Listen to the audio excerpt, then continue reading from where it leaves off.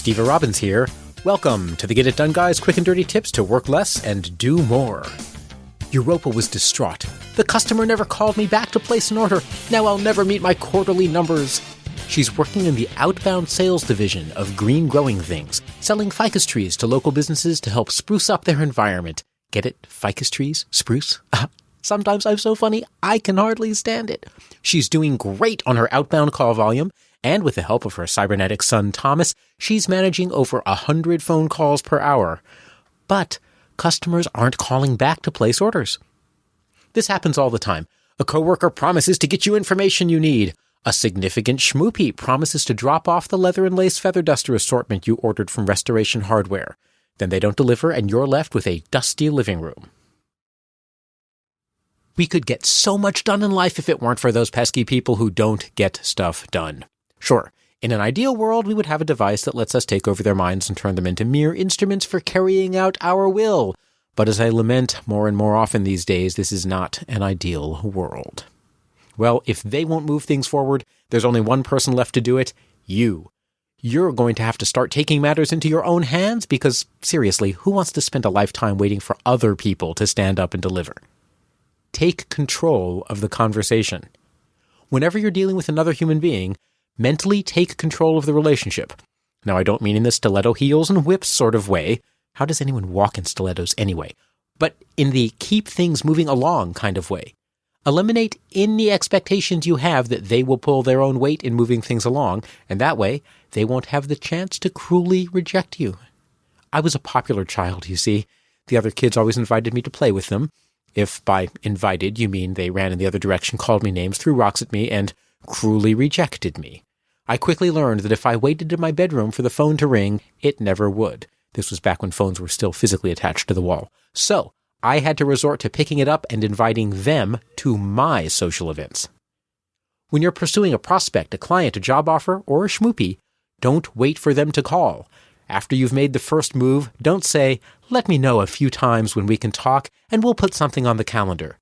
They will cruelly reject you by not writing back, and you'll die alone in a gutter. Instead say, "Let's meet next Wednesday at 3 p.m. If another time would be better, just let me know." You've put a stake in the ground. Now, if they want to cruelly reject you, they have to make the effort to propose a date and time. Be the caller. When you set up your appointment, always be the caller. Never say, "Next Thursday, please call me at 212-555-3245.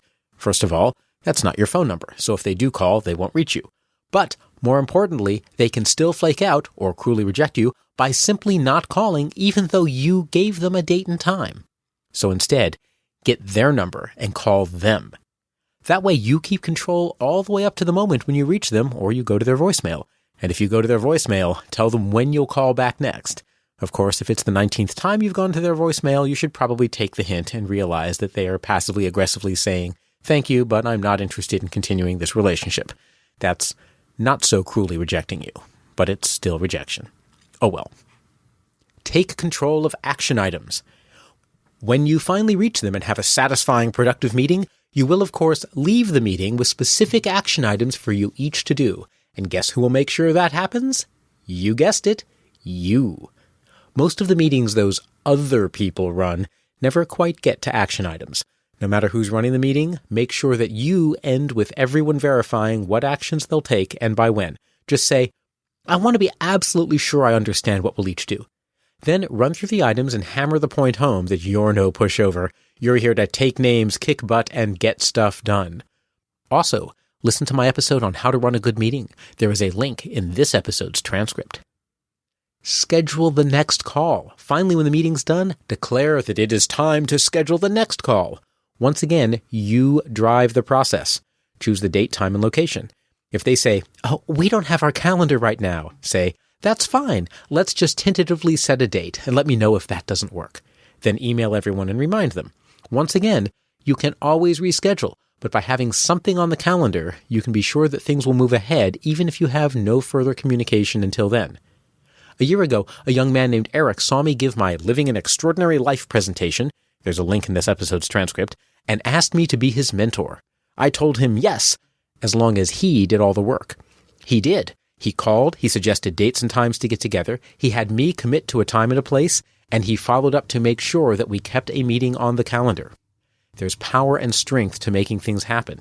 Surprisingly few people step up to do it. It's really not very hard, and it is an essential part of leadership. When you want to connect with someone, you set the date. You make the calls, you keep the conversation on track, and make sure that everyone knows what actions to take next. Keep the ball rolling, and rather than being the victim of everyone else's flakiness, you'll be the master of your and their competence. You can learn more in my episode, How to Be a Better Leader. There is a link in this episode's transcript. This is Steve Robbins. You can find links to how to run a good meeting, how to be a better leader, and living an extraordinary life in this episode's transcript at getitdone.quickanddirtytips.com.